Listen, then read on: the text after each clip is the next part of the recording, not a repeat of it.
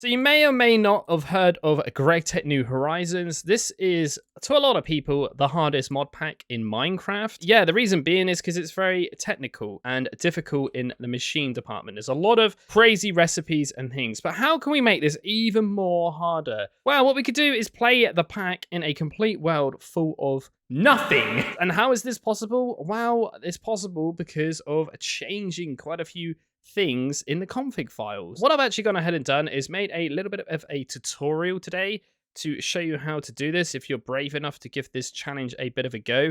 Currently, I am on day 202 in my Let's Play of this. If you want to go ahead and watch that, there'll be a link for it in the description of the video. But yes, I am gone on a grind. This is my third attempt on it, and we are playing the April Fool's update, which is 3.0.0 update, where we are only allowed to use Steam to power machines. I haven't quite got into a lot of machines yet. We've only got a few just down there. So to make things even easier, I'm also going to go ahead and add timestamps to the video.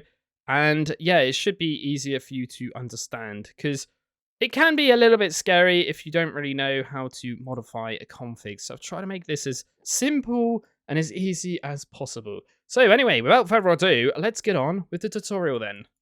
And for today's example, we are going to be going ahead and using the 3.0.0 update, because this update will never ever get updated again. So no matter what time you watch this update, maybe it'll be very far in the future, or maybe it'll be today. I don't know. But what I'm trying to say is this update will never change. So in theory, we shouldn't ever have a problem with this update, if that makes any sense. So that's why I'm choosing this. But the only way to officially get this update is by joining their Discord. And as you see, I'm on their Discord right now, and we need to go to announcements just here. And if you scroll up quite a bit, all the way to April the 1st, 2025, you will find this lovely post from Dream Master. And if you scroll down a little bit, there is a couple of download links just down here. Look, I will kind of show you like that. Look. So for me, what I've been using is this 17-21 here. And this will bring up a instant Dropbox, and you can go ahead and download this. What I do is just click this download button, or continue to download only. You don't even need to sign in, which is kind of nice. And once you got the download, you'll have this zip file. Don't worry, you don't need to open this zip file at all. But what we are going to be doing is opening up a program I use called Prism Launcher. This is how I'm playing Gregtech New Horizon packs. CurseForge isn't really recommended, and I believe when I tried to open this, it didn't like it on CurseForge Launcher, so just bear that in mind. But what we're going to do, if you've got Prism Launcher, I'm currently on the latest update, which is 9.1 on here. I can just click this button up here, add instance, and if we go to import and we go browse, and I've literally downloaded this onto my desktop, click this, and pretty much away we go. We'll just hit go there, or okay, or whatever it was. And this will just do its thing. It doesn't actually take that long at all. But what we're going to be doing is booting the pack up straight away first. So this is my current GOG run with the 3.0.0 one. This is the GOG Attempt 2, the Spicy Edition. Yes, I've still got all the files. I will be going back to that run eventually once I've beat this, essentially. This is a spin-off series. But anyway, this is the pack we have just downloaded, and I'm going to keep it named like that for now, just so I don't get confused here. But all we need to do is double-click this, and literally the game will load up. So I've just turned off the music because I'm not sure it's copyright friendly. We are in a tiny little window mode, but that's fine. It says down here, Gregtech New Horizons 3.0.0. When the pack is actually loading, it does say 2.7.x. Ignore that. They just never changed that. But yeah, this will never probably get updated unless they're going to update it for the next April Fools in 26. I honestly don't know. But there, that's all we need to do straight away. And now we can just literally quit. So once you quit the game, you want to go back onto your file and right click it. And yeah, we want to go down to this little thing here called folder look and just click that. And then go into Minecraft. And all we're interested in is mods and config. Okay. So there's nothing really too technical going on here if you're not really technical minded or whatever. So it's pretty easy, to be honest. So if we go mods, now this is only if you want to do this. This is completely optional. You do not have to do this. But this is a way of removing the so-called hardcore darkness, as in when it gets nighttime in Gregtech New Horizons, it's black, like really black. But if we hit H here to go to hardcore darkness and find it, yeah, it's not in this pack. Now, I'm not entirely sure if they changed this in the recent Gregtech New Horizons updates. Probably maybe 2.8, they might have changed the mod or something. I'm not really too sure. But what we actually need to do is search for D as in darkerer. This is the new hardcore kind of darkness mod. We want to just literally hit delete and say goodbye to that. And if we go to config here, what we also want to do is go to this file here called Gregtech. And again, this is a complete optional thing, but this is what I'm doing. Going to pollution here, and we just literally change this word to false, and you'll never have pollution in your world anymore. So I'm going to just scroll back to the top to make this a little bit easier for you. So what we want to do is go all the way down back to Gregtech, and we want to go to world generation here. And what we are looking for is end asteroids, which is just here. And we want to change this to false, like so, because we do not want them to generate. So once you've done that in the Gregtech file, you want to go down to these little notepad looking kind of files. And if you just press H, you'll go to H, obviously. And we're looking for something called here Podge. We know what exactly that means. But we want to look for something. If we hit Control F, disable chunk duration, you can just type in the word generation if you don't really want to type in all that. Scroll down and you're going to see quite a few things do have this. But this is where we want to go to, this one here. Disable terrain generation for new generated chunks, i.e. making everything a void, but biomes remain. Now, by default, this is set to false, obviously, but we want to go ahead and switch that to true.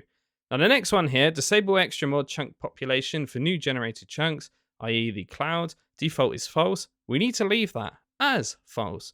And then this one here, we skip this one. We go to the next one here, disable world type associated chunk population, i.e. vanilla structures in the overworld. Default is false, but we want to actually disable them, yes, because we don't want structures, right? So that's the main thing, as in making the whole world a void. Done. That is, I would say, the more complicated file. So now what we want to do is hit N, and we're going to go to Natura here. And because of us leaving the special modded structures able to spawn in, we need to physically disable them in the config. So what I'm talking about is these ash clouds and things like that. So we want to set this to false. And we want to set the fawn vines to false. And we also want to set the dark clouds to false. The sulfur clouds to false. It's a bit weird. There's a lot of clouds. I think maybe if you just type in the word cloud, probably make your life a little bit easier here. Overworld clouds is false anyway. Dark clouds is false. Ash clouds is false. That is pretty much all we need to do, I believe. And once again, we just hit Control S to save it, right? So that's that. And the next one we're going to go to is T, and then we're going to look for Formcraft. Here it is. And what we want to do here is literally just scroll down until we see where it says World Generation, which is just here, look, as you can see. Now, what we want to do is disable these. Otherwise, we're going to get random aura nodes around the world.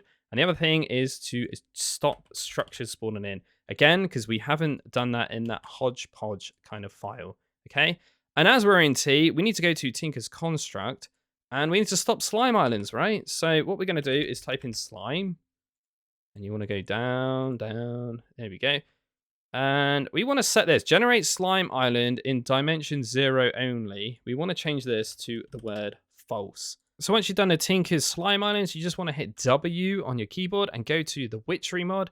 And again, because this is another mod which is magical, which can generate structures, we need to manually disable them in the config. Now, these two top ones here, you don't need to do anything with. Leave them as true. But we are interested in these ones here. We need to set all of these to false. And the way we do that is just typing in the word false here.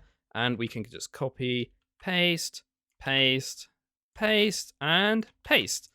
And that is all we need to do. Control S, save, done. And there is how you set up the GOG. So now what I'm going to do is go back to this, and all we need to do is double click this, launch it, and you will see we will spawn in a world full of nothing and essentially fall to our death. So while I'm waiting for the pack to kind of boot up, I do want to just mention this Garden Grind kind of GitHub rules and setup page, if you know what I mean. This is where I got all this information from. but you can twiddle and tweak it to any way you really want to. This is just a bit of a guidance, right? Like what I've done is obviously remove the pollution and all that kind of stuff. But I do want to specify and say that this is a little bit outdated now, because in my new Garden of Grime run, we have discovered the ability to get lapis from a villager now, as in the cleric villager or priest, I think he's called. And yeah, they kind of go down a route of magic. So yeah, it's a bit outdated. So bear that in mind. Again, I'm not sure if the guys will ever do this run again and update it. But yeah, there's quite a lot of different information here. Like there's mob farms here, the rules like I've just showed you, reaching LV. And like I said, though, it is quite old school and difficult the way they're doing it. Like, obviously, I've had quite a few experiences, but look at this. This is insane. Like, you don't need to do this anymore. Like, I don't know why they ever did it like that. You could just do it with dirt creepers. And what they're doing there is farming skeletons, and it's just stupid. Not worth it, really, in my opinion. It's better to do what I've kind of done personally. But each to their own. You could kind of come up with your own kind of thing. But this is what I'm saying here. This is how you get XP, and the way they're trying to get lapis is via Formcraft. Don't do that. You don't need to do that anymore. You can just get it through villager trading. Much easier, much faster.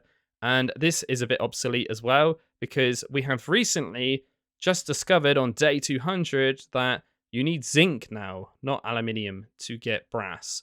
So yeah. A lot of things have changed. Obviously, the pack keeps getting updated, but if you're playing on the 3.0.0 update, yeah, this information I'm saying right now will be relevant to you. This is the pack we just booted up, and there's not a single world. Let's hit create new world, and we will just call this tutorial, like so, and create new world. Okay, the pack has just booted up. It's very large text. I'm not liking this at all. I'm not used to it. But as you can see, we have just spawned in and literally died, which is beautiful. So this part of the tutorial is completely optional. It's not 100% necessary. It's just going to make your visual life a little bit more nicer. So yeah, you are more than free to just go ahead and live your GOG dreams in a world full of nothing. But what I mean is setting up actual game stuff, because yeah, this is how it is by default, and it's pretty yucky, right? We don't want waypoints whenever we die. This is just stupid, because it's just going to become a light mess. So if we hit J, we can see journey map here as well. I like to go ahead, disable minimap preset 2, and then we got minimap preset 1. We want to go down here, and we want to hit preview, so we can see this map. This is ridiculous, so big. Now, I personally like to have this as a square. It's just more nicer. Turn down the frame opacity a little bit, change the map actual opacity a little bit as well. And the big one is the size. We don't want it that big, because we're in a world which is a pure void. What is the actual point? Okay, so that's that. Then we want to go to waypoints, and we want to remove all of these death ones we've got. And we go to options here. You could have just done that in the other one anyway, but I want to show you like this. Click this one here, which is create death points, and then close. And that is pretty much that. So that's the map kind of setup, because that is awful. And next, you want to go ahead and hit escape, go to options, and change your field of view to whatever you want, right? That's not really important. Music, again, you just do to whatever you want, but seriously, right now, there's so many noisy things in this pack. You want to keep your volume of hostiles down and friendly. Obviously, you're going to be dealing with quite a lot of villagers at some point, slimes if you're going all the way down at the bottom. It's quite a lot of different things. Video settings, there's not really anything too crazy to do here. It's pretty self-explanatory, really. But again, this is all up to your preferences. Brightness, I would always put that up to bright, because I record and it's just better for YouTube. Render distance, I always put it on 16.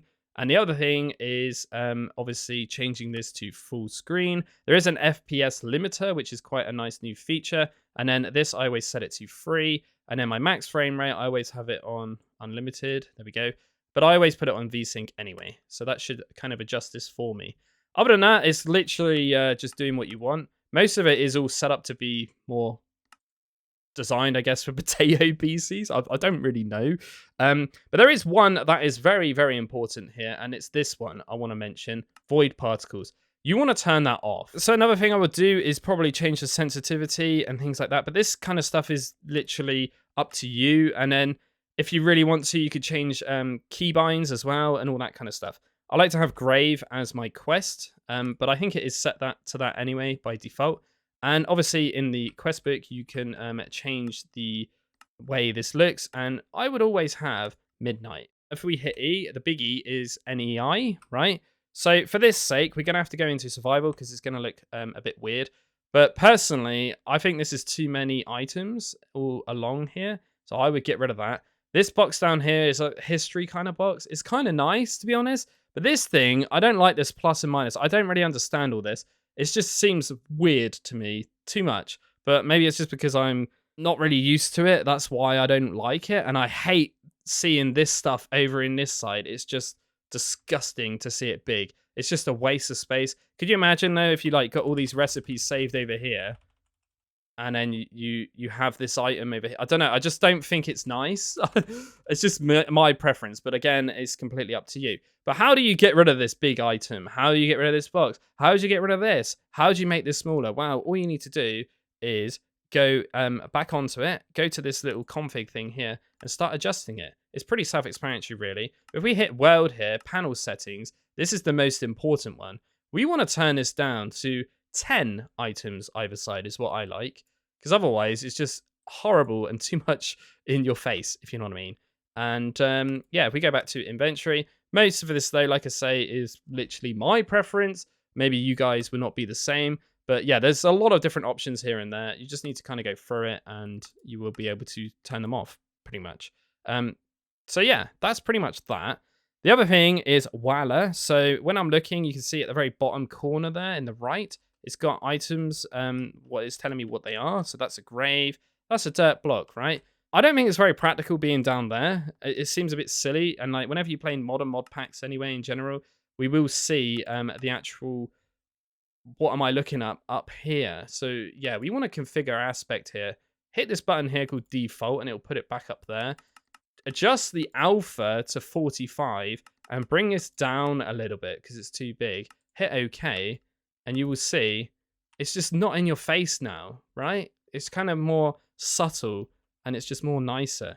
Now, again, this is completely up to you, but this is how I would do it. And the other thing I would go to is modules here. And one of these, can't remember exactly which one it is, it shows you, I think it might be the harvestability. No, it must be that one. There we go. Show a block hardness list. So that's in Walla General. Change that to yes. And then we want to change show blast resistance to yes as well. Because without these, you're not going to see these other magical numbers, which will tell you a lot of information about blocks. So another thing in my inventory I like to do is you can see all these things here. Yeah, they're kind of nice. It's nice to have a trash can, but personally, I find that a bit cheaty and pointless. We're in a void. We could just throw things off the edge. And claim chunks disabled in config. If you want to enable claiming chunks, you can. But personally, again, I think that's a bit cheaty because there is chunk loaders, right? And you are supposed to use them really, not claim chunks to avoid creepers explosions. So yeah, these two things are a bit, I don't really agree with them. But what we could do is go to sidebar buttons here and we could delete this, get rid of this, get rid of this, get rid of this. And we want to keep leaderboards. So now if we open that, we'll just see a little trophy, look. And this is where you can see all your information. So I've had 3 deaths already, look. I've been on this world for 17 minutes, yabbing it on. I've killed 0 mobs, right? And as you can see, I was online right now.